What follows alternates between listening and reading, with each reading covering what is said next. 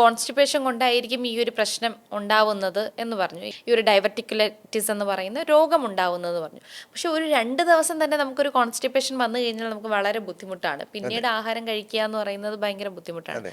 അപ്പോൾ ഇത്രയും ആ ഒരു സ്റ്റേജിലേക്ക് എത്തപ്പെടുന്നതിൻ്റെ ഒരു റീസൺ അതെന്തുകൊണ്ടായിരിക്കും? അത് ഇപ്പം അനീഷ പറഞ്ഞു 2 ദിവസം തന്നെ കോൺസ്റ്റിപ്പേഷൻ വന്നാൽ ബുദ്ധിമുട്ടാണ്.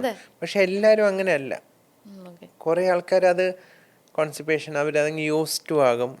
റെഗുലറായിട്ട് അത് അവരുടെ ശരീരത്തിൻ്റെ രീതിയാണെന്ന് അങ്ങ് അസ്യൂം ചെയ്യും.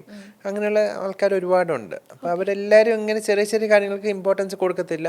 ഓർ അതർ ഇപ്പോഴത്തെ തിരക്കിൻ്റെ ഇടയ്ക്ക് എല്ലാവരും ഈ പറഞ്ഞ പോലെ ഫുഡൊക്കെ വേഗം കഴിക്കുന്നു, ജങ്ക് ഫുഡ്സ് കഴിക്കുന്നു, ഫ്രൂട്ട്സ് വെജിറ്റബിൾസ് എല്ലാം ഒഴിവാക്കുന്നു. അവർ വേഗം കഴിക്കും, വഴിയിൽ നിന്ന് പെട്ടെന്ന് നിർത്തി കഴിക്കാൻ പറ്റുന്ന കാര്യങ്ങൾ വാങ്ങിച്ച് കഴിക്കുന്നു. അവർക്ക് പിന്നെ സമയമില്ല, ഒരു മെഡിക്കൽ ഡോക്ടറെ വന്ന് കാണാനും അവർക്ക് സമയമില്ല.